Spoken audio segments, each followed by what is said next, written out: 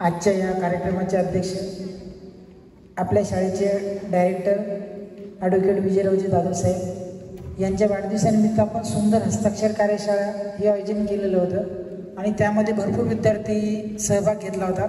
त्यामध्ये सर्व विद्यार्थ्यांचं जवळपास चांगलं हँडरायटिंग झालं, पण तुमचं हँडरायटिंग चांगलं झालं, सर्व विद्यार्थ्यांनी प्रतिक्रिया सुद्धा दिल्या। पण मी खरोखर आता महाराष्ट्रभर फिरलो, खूप शाळा फिरलो मी, म्हणजे अशा जवळपास 10,000च्या वर शाळा झाल्या।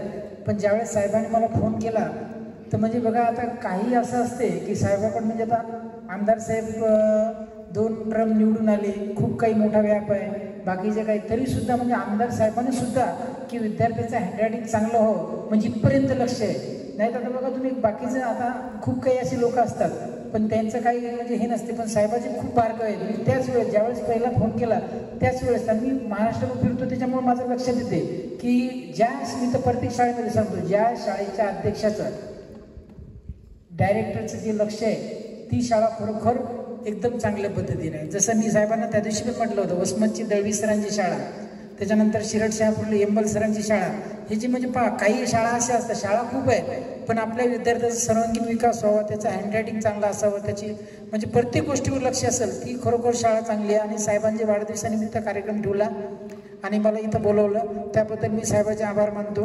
आणि आता सर्वांना काय करायचं, आपण जे हँडरायटिंग स्किल शिकलो पण साहेबांना माहीत नाही की कोणत्या अक्षराची हाईट किती आहे, त्याची जाडी किती आहे, 2 अक्षरामध्ये अंतर किती, तर तुम्ही सर्वजण काय करायचं शांतपैकी एका आवाजामध्ये इंग्रजीमध्ये हाईट किती आहे सांगा।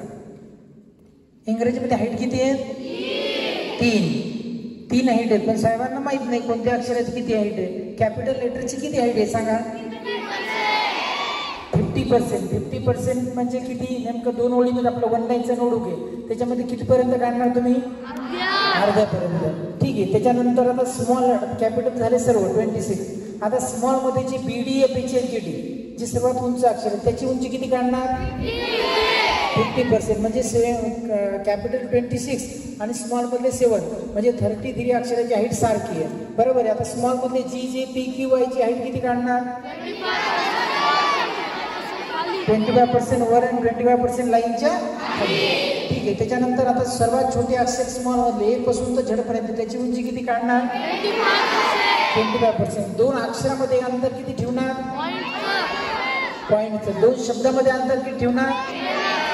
वाक्य पूर्ण झाल्यावर काय करावं लागेल? फुल स्टॉप। म्हणजे पहा हे सर्व काही आता तुम्ही शिकले, बरोबर आहे। आता त्या पद्धतीने रोज आता तुमचं अक्षर चांगलं झालं पण अजून तुम्हाला बेस्ट करायचं, त्याच्यासाठी अजून तुम्हाला काही दिवस प्रॅक्टिस करावं लागेल, म्हणजे सराव करावा लागेल। अक्षर चांगलं झालं पण येणाऱ्या दिवसामध्ये एक अक्षर पण चुकलं नाही पाहिजे, म्हणजे जेणेकरून चांगलं हँडरायटिंग झालं तर येणाऱ्या एक्झाममध्ये चांगले पर्सेंटेज पडतील तुम्हाला।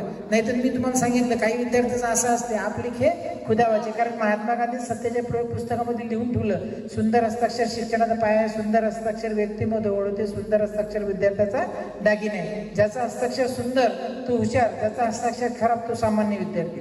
कारण हस्ताक्षर आपण काढतो तर जसं दिसते तसं काढत नाही, जसे डोक्यात अक्षर तसे वैभव उतरवतो। आता तुम्हाला माहित झालं हे बोट किती आहेत आणि आता किती आहेत?